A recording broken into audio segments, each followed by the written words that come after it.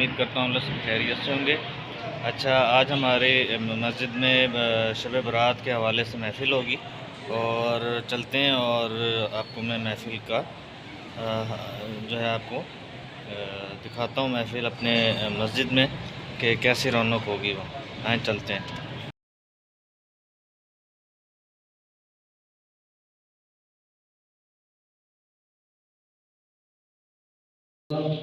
الحمد لله رب العالمين والصلاة والسلام على سيد الأنبياء والمرسلين أما بعد فأعوذ بالله من الشيطان الرجيم بسم الله الرحمن الرحيم الصلاة والسلام عليك يا سيدي يا رسول الله الصلاة والسلام عليك يا سيدي يا حبيب الله الصلاة والسلام عليك يا سيدي يا نبي الله وعلى آلك وأصحابك يا نور الله۔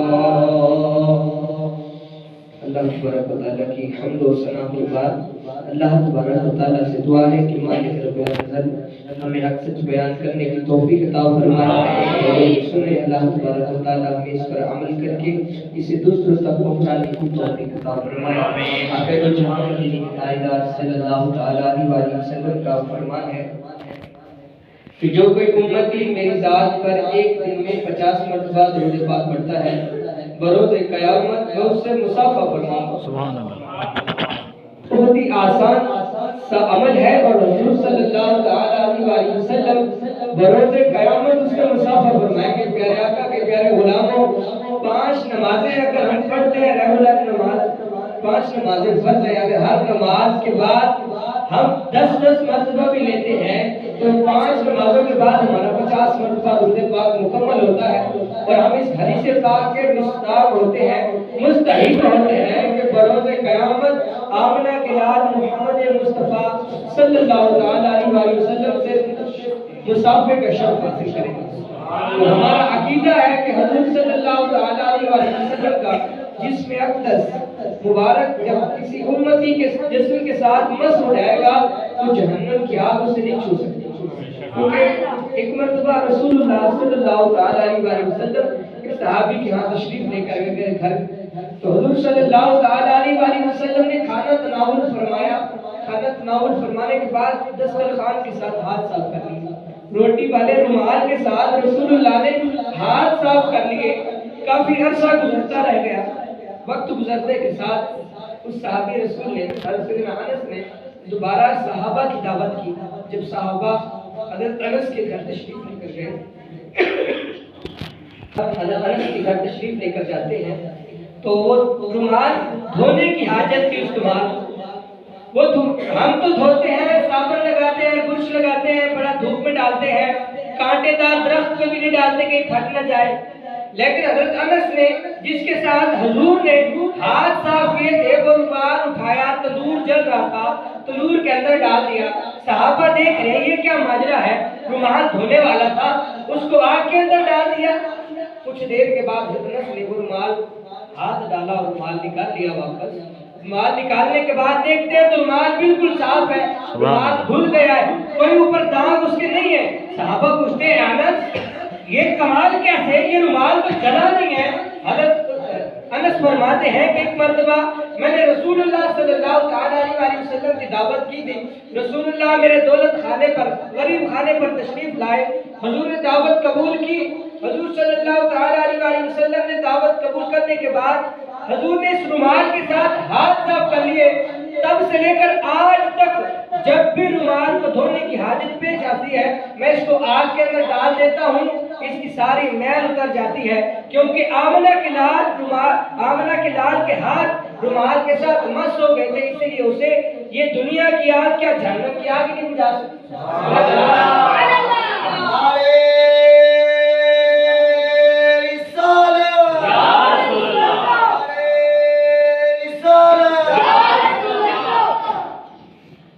اسی طرح ہمارا عقیدہ ہے، صحابہ کرام کا بھی عقیدہ ہے، آج سے 1400 سال گزر گئے، ہمارا یہ عقیدہ ہے کہ حضور صلی اللہ علیہ وسلم کے ہاتھ مبارک جس کے ہاتھوں کے ساتھ مس ہو جائیں گے اسے جہنم کی آگ نہیں چھو سکتی۔ پیارے آقا کے پیارے غلام ایک مرتبہ سیدتنا عائشہ صدیقہ رضی اللہ تعالی عنہا نے تنور کے اوپر روٹی لگائی تو حضور بھی تشریف لائے ہیں۔ حضور نے فرمایا اے عائشہ میں لگاؤں روٹی تنور کے اوپر؟ حضرت عائشہ نے پیڑا بنایا، روٹی کا آٹے کا پیڑا بنایا، حضور کی بارگاہ میں پیش کیا۔ حضور نے اپنے ہاتھوں مبارک سے وہ پیڑا تنور کے اندر لگا دیا، روٹی لگا دی۔ حضرت عائشہ نے وہ روٹیاں اتار لی، ساری روٹیاں اتار کے چلی گئی۔ بعد میں یاد آیا کہ جو روٹی میرے سرتاج نے لگائی تھی، آمنہ کے لال نے لگائی تھی، وہ تو روٹی تندور میں رہ گئی۔ دوڑے ہوئے واپس آئے، کیا دیکھتے ہیں روٹی کے اندر سے پانی ٹپک رہا ہے۔ پانی ٹپکنے کی وجہ سے وہ تندور کی آگ اٹھ چکی ہے، لیکن روٹی جوں کی توں کچی کھڑی ہے۔ رسول اللہ کی بارگاہ میں حاضر ہوتی ہے، یا سیدی یا رسول اللہ آپ نے جو روٹی لگائی وہ تو پکی نہیں ہے۔ آپ نے فرمایا اے عائشہ یہ دنیا کی آگ ہے، جس کو میرے ہاتھ لگ کے اسے جہنم کی آگ بھی نہیں چھو سکتی۔ میرے غلاموں کو 50 مرتبہ درود پاک، اور یہ حضور صلی اللہ تعالی علیہ وسلم کی ذات اقدس پر درود پاک پڑھنے کا مہینہ ہے۔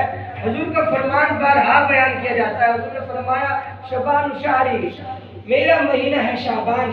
حضرت شیخ عبد القادر جیلانی فرماتے ہیں کہ رسول اللہ صلی اللہ تعالی علیہ وسلم کی ذات اقدس پر کثرت کے ساتھ یہ درود پاک پڑھنے کا مہینہ ہے۔ تو رسول اللہ صلی اللہ علیہ وسلم کا فرمان کتنا واضح ہے۔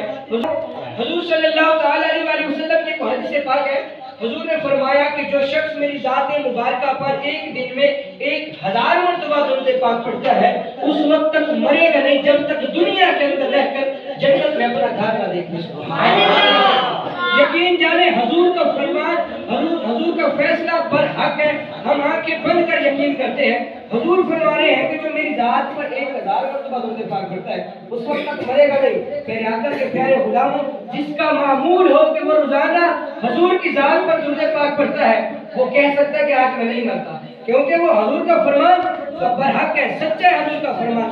میرے آقا کے پیارے غلاموں نیت کرے حضور صلی اللہ تعالی علیہ وآلہ وسلم کی ذات اقدس پر درود پاک پڑھا کریں گے انشاءاللہ۔ روزہ رسول پر ایک فرشتہ مقرر ہے۔ جب بندہ کوئی امتی حضور کا درود السلام بھیجتا ہے حضور کی بارگاہ میں، بس اوقات کہتے ہیں جاہل کا مطلب لوگ کہ حضور کو دیوار کے پیچھے کا علم نہیں ہے، معاذ اللہ۔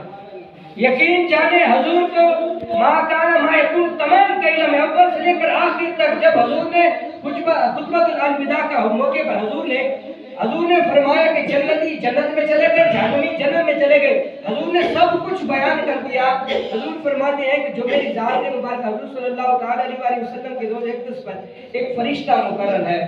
70,000 فرشتے صبح کو آتے ہیں، 70,000 شام کو آتے ہیں۔ کیا کرنے آتے ہیں؟ سب حضور کی ذات پہ درود بھیجتے ہیں، لیکن وہ ایک مرتبہ آتے ہیں، دوبارہ باری نہیں آئے گی، قیامت تک کے لیے ان کی باری نہیں آتی۔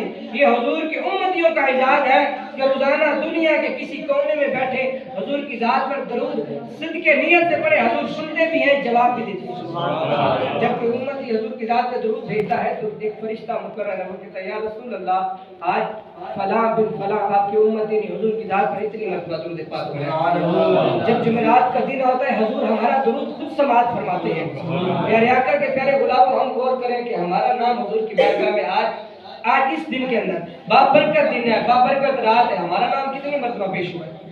جب بھی پڑھے حضور کی ذات پر درود پاک نشاور کرتے رہے، کیونکہ درود پاک ایک ایسا عمل ہے کہ آپ کو کسی قسم کا پریشانی ہے، مسئلہ ہے، آپ کسی پیر فقیر کے پاس نہ جانا چاہیے، علماء کے پاس، علماء کی صحبت میں بیٹھنا چاہیے، اولیاء کرام بزرگوں کی صحبت میں بیٹھنا چاہیے، لیکن سب سے سستا وظیفہ اور سب سے انمول وظیفہ پیارے آقا صلی اللہ تعالی علیہ وسلم کی ذات اقدس پر درود پاک پڑھنا ہے۔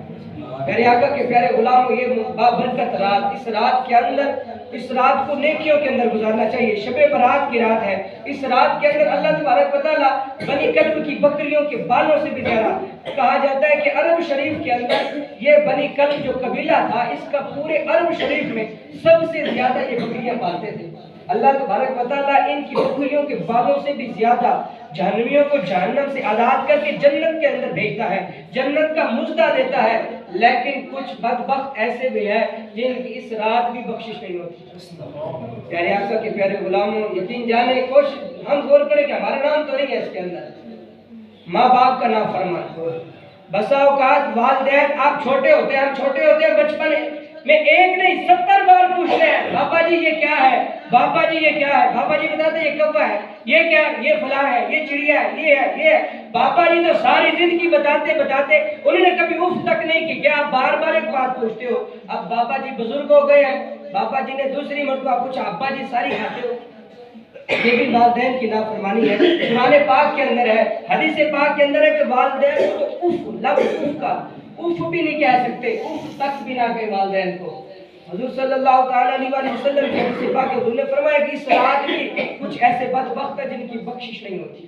نمبر 1 والدین کا نافرمان، نمبر 2 شرابی، شراب کا عادی، زانی یعنی گناہ کرنے والا، زانی، تصویر بنانے والا، چغل خور، شرکتہ تعلقی کرنے والا، رشتہ توڑنے والا، ناطہ توڑنے والا۔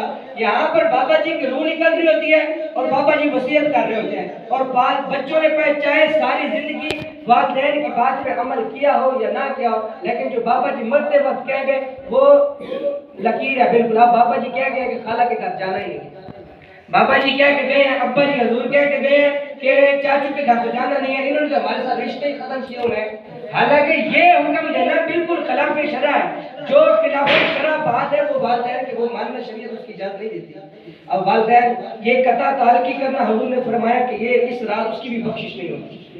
یا یاقت کے پیارے غلاموں، ہم غور کریں کہ ہم سے کون ناراض ہے۔ یقین جانے ہمیں پتہ ہوتا ہے، ہمارے دل کا ہمیں حال پتہ ہے کہ ہم سے کون ناراض ہے۔ میری پھپھو ناراض ہے، میری خالہ ناراض ہے۔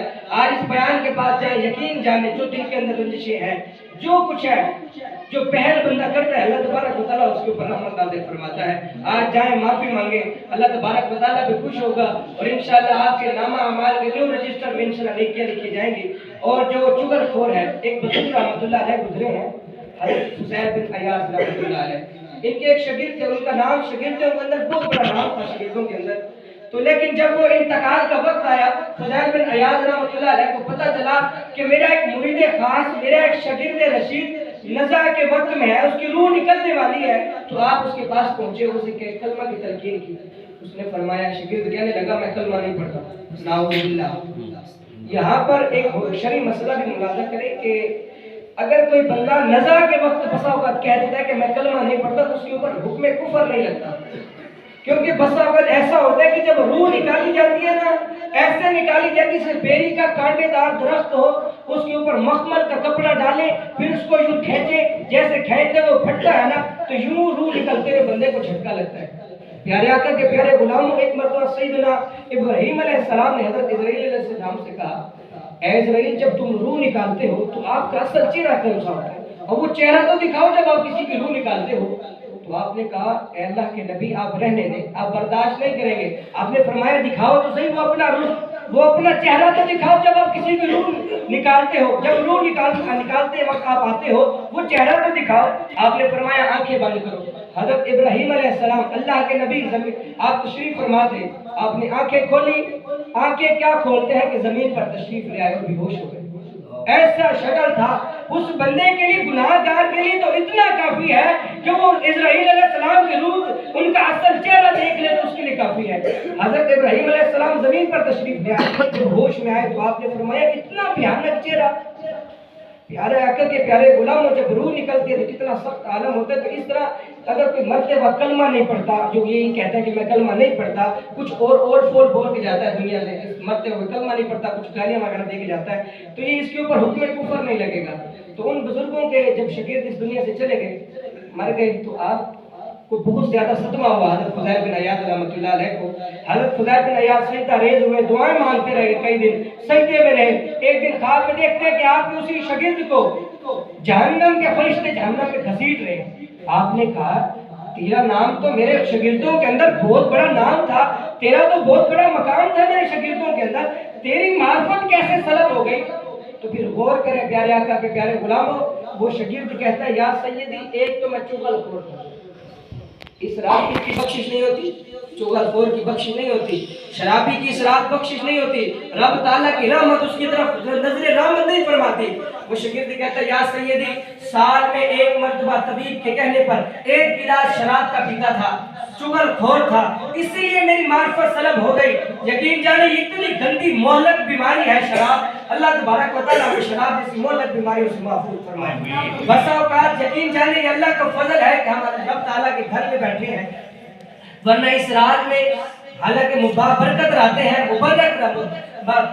مبرک رہتے ہیں، لیکن ہمارے کچھ ایسے بھائی ہوتے ہیں جو دنیا کے نشے میں بدمست ہیں، ان کے کفن تیار ہیں، کفن دکانوں پہ آ چکے ہوتے ہیں، پل بھر کا پتہ نہیں ہوتا۔ اللہ تعالیٰ کی خفیہ تدبیر سے ڈرنا چاہیے کہ ہمارے ساتھ ہونے والا کیا ہے۔ اللہ تبارک و تعالیٰ ہمیں نیک اعمال کرنے کی توفیق عطا فرمائے۔ پیارے آقا کے پیارے غلام اور شعبان المعظم کے لیے اتنا ہی کافی ہے کہ ہمارے پیارے آقا نے فرمایا کہ شعبان میرا مہینہ ہے۔ پیارے آقا کے پیارے غلام اور رسول اللہ، وہ رسول جو ہمارے لیے دعائیں کرتے ہیں، آسمان پر بھی جاتے ہیں تو اپنی امت کو یاد رکھتے ہیں، آسمان دنیا پہ جاتے ہیں تو اپنی امت کو یاد رکھتے ہیں۔ جب اس دنیا سے جاتے ہیں، صحابی رسول فرماتے ہیں سیدنا علی المرتضیٰ، آپ فرماتے ہیں جب رسول اللہ کو قبر کے اندر اتارا گیا نا، لحد کے اندر اتارا گیا، تو میں نے حضور کے لب ہمارا جنبش میں تھے، میں نے کان لگایا تو حضور فرما رہے تھے ربی حبلی امتی، یا اللہ میری امت سبحان اللہ۔ پیارے آقا کے پیارے غلام، ہمارا حق بنتا ہے کہ رسول اللہ صلی اللہ تعالی علیہ وسلم کی ذات اقدس پر کثرت کے ساتھ درود پڑھیں۔ پیارے آقا کے پیارے غلاموں، ایک شہر کا واقعہ میں سناتا ہوں آپ کو۔ رسول اللہ صلی اللہ تعالی وسلم صحابہ کے ساتھ ایک سفر پر تھے کہ ایک رستے میں کھانے کا وقت ہوا، دسترخوان لگایا گیا ہے، کھانا تو موجود ہے، روٹی موجود ہے، لیکن کھانے کے لیے سالن موجود نہیں ہے۔ ایک شہد کی مکھی آتی ہے، کبھی حضور کے دائیں بن بناتی ہے، کبھی بائیں بن بناتی ہے، کبھی آگے آتی ہے تو کبھی پیچھے آتی ہے۔ صحابہ فرماتے ہیں یا رسول اللہ یہ شہد کی مکھی آپ کو کیا کہہ رہی ہے؟ رسول اللہ فرماتے ہیں یہ شہد کی مکھی مجھے کہہ رہی ہے کہ یا رسول اللہ میرا چھتا شہد کا فلاں جگہ پر ہے، آپ کسی صحابی کو بھیجیں وہاں سے شہد حاصل کریں اور آپ روٹی تناول فرمائیں۔ یقین جانے حشرات الارض بھی حضور کی بارگاہ میں آ کر سلام پیش کرتے ہیں، حضور کے اپنے بارگاہ میں ادب گزار ہوتے ہیں۔ ہمارا امتی ہونے کا حق ہے کہ رسول اللہ صلی اللہ تعالی علیہ وسلم کی ذات اقدس پر کثرت کے ساتھ درود پڑھیں۔ یہ بابرکت رات ہے، اس رات کے اندر عبادت کے اندر گزارے۔ جب